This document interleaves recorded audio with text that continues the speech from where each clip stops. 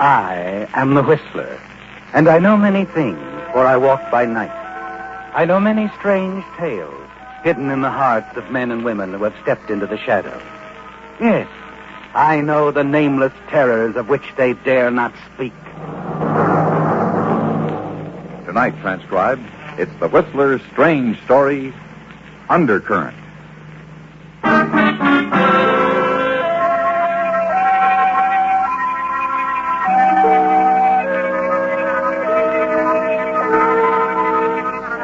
The sea was smooth, and the ship, the SS Java Queen, out of Vancouver for San Francisco, was moving calmly through it. And in the vernacular, all was well. But not so with a certain member of the cargo ship's half-dozen passengers. No, Chris Horton was anything but calm. For as he hurried along the deck, he knew that something was wrong. Very wrong. And he intended to find out about it. He was determined to do so when he bumped against the deck steward carrying a tray of food. Oh, my fault, sir. Wasn't looking. Where are you taking that tray? Why, to Mr. Ashcroft's cabin. Good. You ought to be the one person on board this ship who knows what he looks like. What he looks like? Well, certainly. But I just came from Ashcroft's cabin. There's a man in there who claims he's Ashcroft. Now, I know he isn't. What do you mean, sir? I've been bringing him his meals ever since we sailed. He's not a very good sailor, you know. Won't come on deck. But I'm sure Okay, take a look right now. Find out what that guy in there is up to.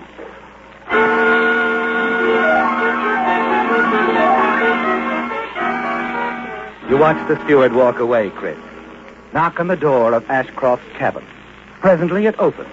The man inside takes the tray. And a moment later, the steward is back at your side. I don't get you, Mr. Horton, unless you're trying to pull my leg. Well, you're all mixed up, sir. That's Mr. Ashcroft, all right. I know it is. Well, Chris, you thought the steward was going to agree, didn't you? But he's confused you even further. You pace the deck for a long while, thinking things out. Finally decide there's only one thing to do. And you hurry toward the captain's quarters. Come in. Captain, I'd like to talk to you. It's very important. Of course. Come in, Mr. Horton. I'll shake hands with my friend, Mr. Ashcroft. What? We're just having a little drink. How do you do, Mr. Horton? What was it you wanted to see me about? Nothing. That is, I guess it can wait. I'll talk to you later.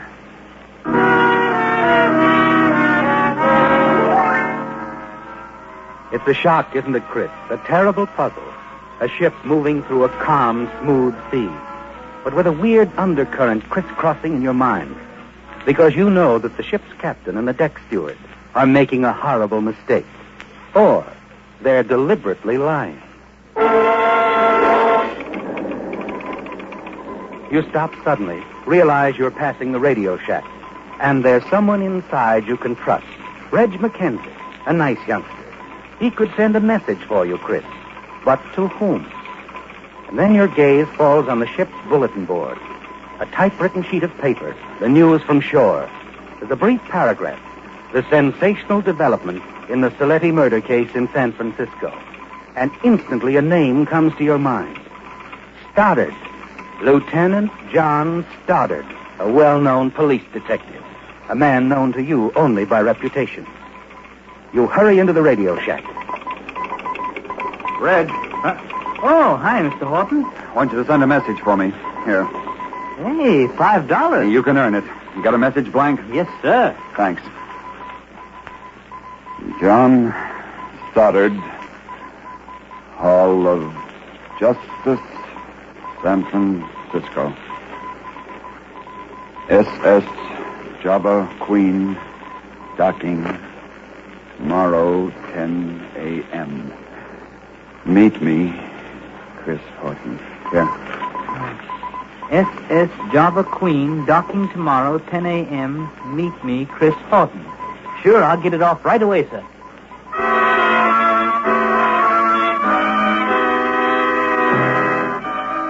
You feel better now, don't you, Chris? Relieved. But as you start down the companionway towards your own cabin, a thought strikes you. Makes you hesitate and turn. Slowly, you make your way back to a position where you can observe the radio shack. Yes. Sure enough, Chris. The radio man, a yellow message blank in hand, leaves the radio shack and goes straight to the captain's quarters. Now you're certain, Chris. They're all against you. And your message to Police Lieutenant John Stoddard has been turned over to the captain and will never be sent. In your cabin, you pace the floor and wonder and worry for hours into the night. And then as you decide to step out on deck again. What the devil? Locked. I'm locked in.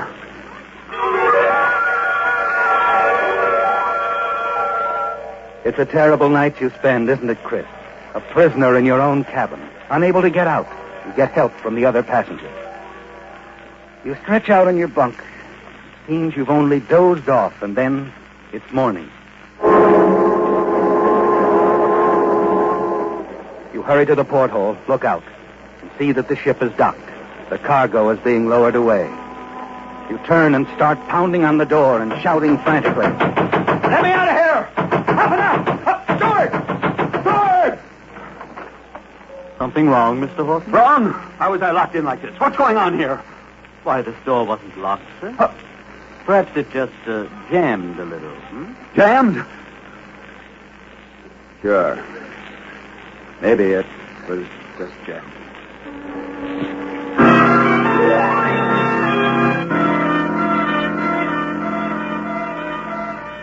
Moments later, you hurry ashore, hope frantically that the man who called himself Ashcroft hadn't disappeared.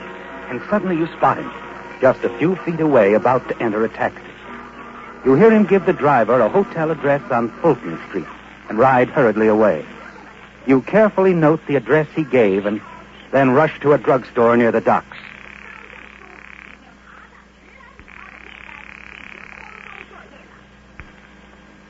Yes? Linda, it's Chris. I just got in. Oh, Chris, what's happened? Why didn't you get in touch with me? Listen, baby, something's gone wrong. We better not talk now. Come to my apartment tonight. Oh, all right, Chris, but... Tonight, I said. 8 o'clock.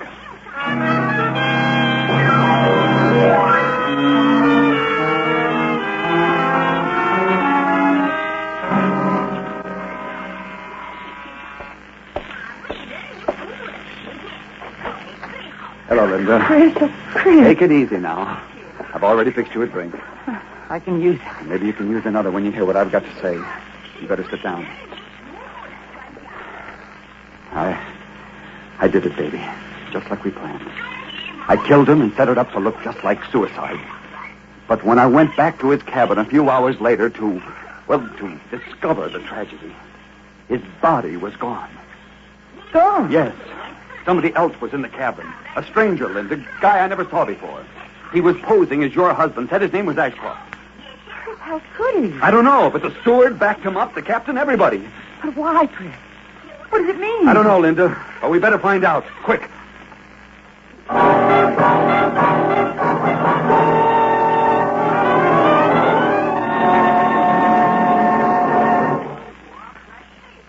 In just 30 seconds, the Whistler will continue tonight's story. Don't be half right. Use Yusafi. For example, how long would you say a nautical mile is? 3,040 feet? No, that's only half right. Brush up on your marine navigation. Tell your I&E officer you want to study with the United States Armed Forces Institute, Yusafi. It's easy. It's simple. If you don't want to be half right, use Yusafi. And now back to The Whistler.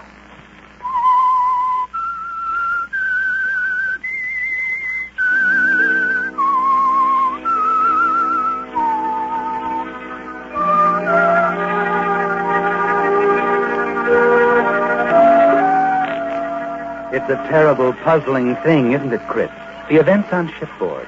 The discovery that someone, a stranger, was posing as Frank Ashcroft, the man you murdered. Now, back in San Francisco, sitting in your apartment with the victim's wife, lovely Linda Ashcroft, the two of you share the shock, stare at one another with eyes filled with questions. It's a horrible twist of circumstances on the aftermath of your perfectly planned murder. A plan that had its beginning some 3 months ago when you first met Linda, newly arrived from Canada, to find a home in San Francisco for herself and her wealthy husband. Now you're both caught in the undercurrent of a deadly mystery. Ashcroft is dead. You know that, Chris. You killed him with your own hand. But there's another man, a stranger in his place. What are we going to do, Chris? We're going to find out what he's up to, Linda. Before I called you this morning, I heard him tell the taxi driver to take him to a hotel on Fulton. You don't think we should go there? I do, and right now. Come on.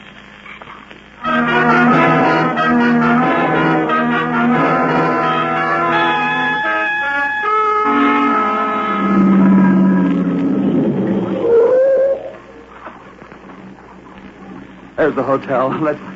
Wait a minute, Linda. What's the matter? There he is, the guy getting into the cab. He doesn't even look like Frank. We'll just tag along, find out where he's going.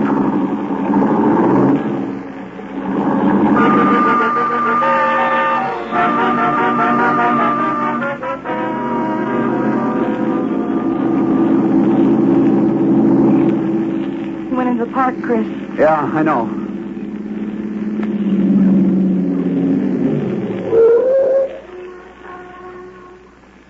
What are you going to do? I'm going in after him. Chris, don't... Relax, honey. I'll be all right. Wait here for me.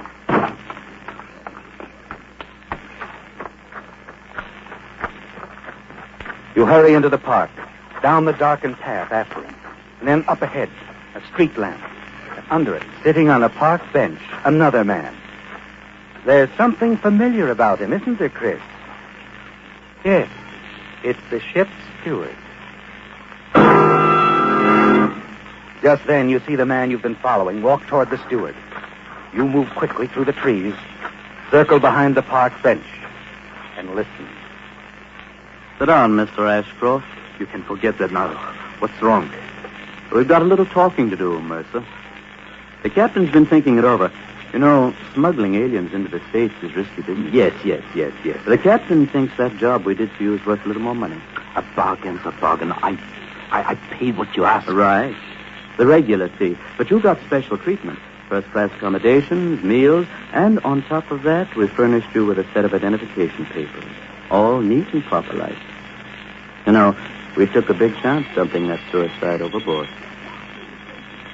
How much do you want? Well, the captain figures Ashcroft's papers are worth at least $500. That's crazy. Okay. Then hand them over. We can always use them. No. Wait a minute. If you'll meet me here tomorrow night, I'll have the money for you. Sorry. I'll have to have it now. Tomorrow night you might not show up, Mercer. You might be halfway across the country. No, I wouldn't do that. Why should you stick around San Francisco? You don't know anyone here. All your friends are in the East. You must be rather anxious to join them. Look, I promise. Forget it. Now, let's have the money now. All right.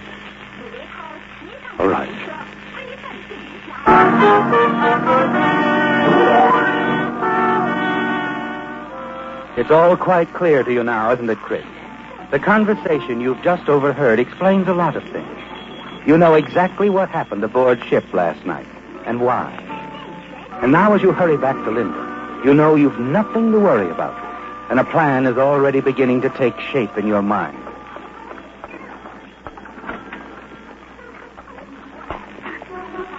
What happened, Chris? Relax, baby. We're in great shape. What do you mean? Our friend just met the ship's steward. You mean the same one? Yeah. Seems like the captain of the SS Java Queen and his boys are running a nice little racket, smuggling aliens into the States. The man who was posing as your husband is one of their clients, a guy named Mercer. I don't understand. Oh, it's simple, Linda. The steward went down to your husband's cabin, found him dead. Right away, he gets a bright idea. He removes all identification from the body, dumps it overboard, and sets up this man Mercer as Ashcroft. That seems like such a risky thing to do. Not particularly. The steward must have known your husband had no friends aboard. Besides, he stayed in his cabin all the time. It's a perfect setup. What are we going to do now? I think I've got that figured out, too. This guy Mercer doesn't know anyone here in town. How about your husband? Anyone know him? No, not a soul, I'm sure of it. Good. Now, suppose something happened to Mercer. An accident.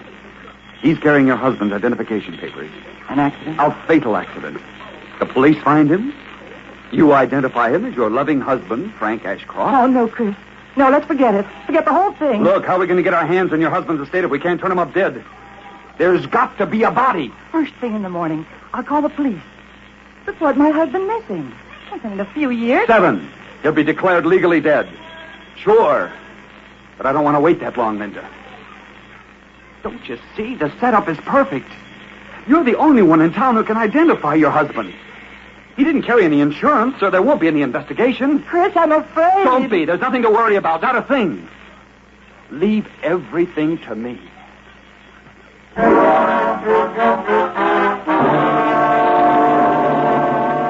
perfect setup, isn't it, Chris? An opportunity you can't afford to miss. You turn the car around. Drive back into the park. Drive down the road past the park bench. It's empty now, but up ahead, you see Mercer walking along the side of the road. Your foot presses down on the accelerator hard. Chris, what are you going to do? Take it easy, Linda. I said I'd handle it. No, Chris, no. We don't have to do this. Sure we do, baby. Sure we do.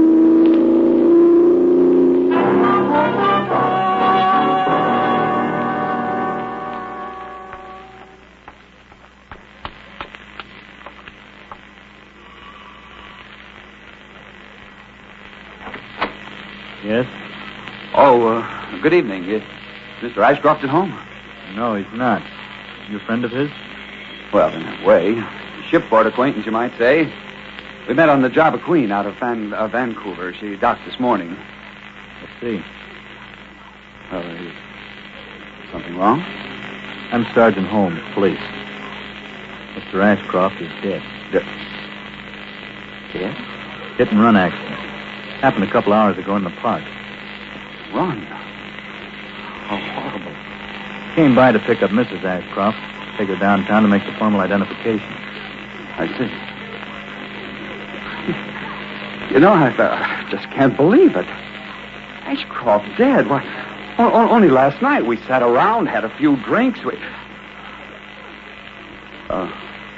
Sergeant. Yeah? If I can be of any help. Yes, maybe you can. You can help with the identification from morgue. I'm sure Mrs. Ashcroft won't mind.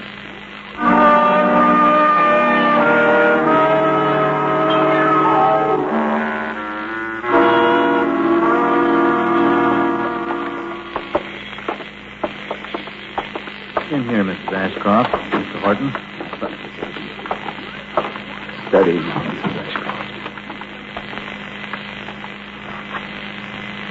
Go ahead, Sergeant.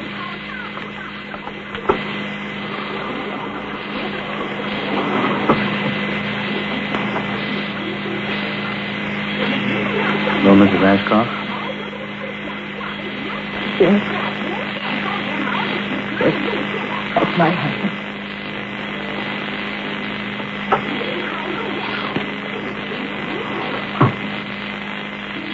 I'm sorry, Mrs. Ashcroft. That's all, Sergeant? Yes, that's all. I'll have one of the boys drive you back home. Never mind, Sergeant. Oh, Horton. Chris Horton. I'll just see the two of you to your car, then. You know, I became very well acquainted with your husband a few days aboard ship, Mr. Ashcroft. He was a fine man. Wonderful person. I'm sure we could have become great friends. Great friends. I'm sure you would have, Mr. Horton. Strange, really. I feel as though I'd known him for many years. I feel a loss as keen as you do, Mrs. Ashcroft. True, he's gone now, but he's left something. Something for both of us.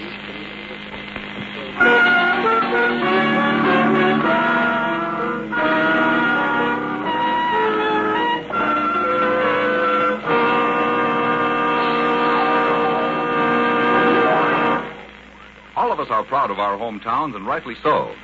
In this brief moment before we continue with our program, we'd like to offer a salute to one of our hometowns in America, Minneapolis, Minnesota.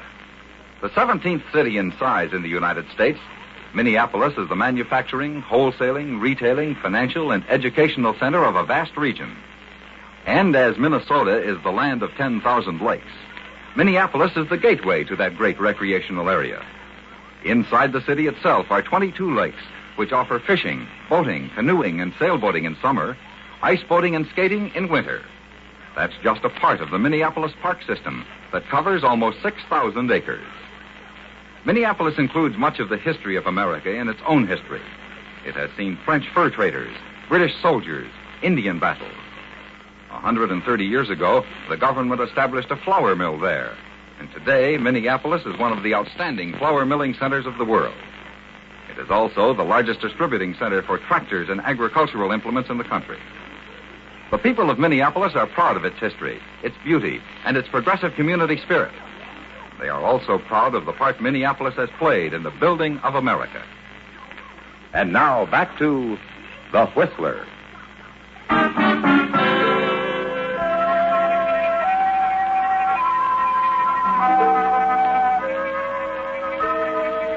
You're certain you're in the clear now. You and Linda, aren't you, Chris? Yes. She's just identified Mercer's body, the hit-and-run victim, as Frank Ashcroft, her husband. It'll all be over in a few days. There'll be a quiet funeral, a private funeral. Linda will inherit the Ashcroft estate, and the two of you will share it together. Now, as you follow the police sergeant out of the morgue, Linda holding onto your arm tightly, a man suddenly appears in the doorway, blocking your path. Good evening, Sergeant. Oh, good evening, Lieutenant. I understand you brought in Mrs. Ashcroft and a man named Horton. Yes, sir. This is Mrs. Ashcroft and... Well. So you're Mrs. Ashcroft. Well, this is a surprise. Last time I saw you and Horton here, the two of you were in a big hurry, Mrs. Ashcroft. Just a minute. What is this? You know, you're a hard guy to trail, Horton. I've been trying to catch up to you since this morning. When I went down to the boat, they told me you'd already gone ashore. The boat? I got your address there, but you haven't been home all day. When I came back tonight, you were gone, but the doorman was very helpful. Pointed you out as you were driving away in a yellow convertible. License number IR 7305. Oh, all right, but I still... I almost caught up with you then, but I lost you in the traffic on Fulton near the main entrance to the park. I picked you up again in the park, just when you ran down Ashcroft. What? By the time I got to him, he was already dead, and you beat it out of there. Finally, I find you here. You've been trailing me. Why? I'm Lieutenant Stoddard. He sent me a radiogram from the SS Java Queen. Asked me to meet you when she docked. Remember?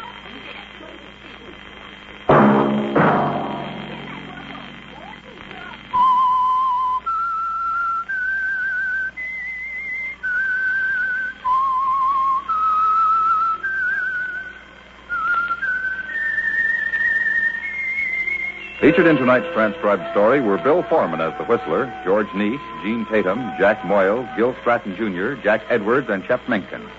The Whistler, directed by Gordon T. Hughes, with music by Wilbur Hatch, is produced by Joel Malone and transmitted overseas by the Armed Forces Radio Service.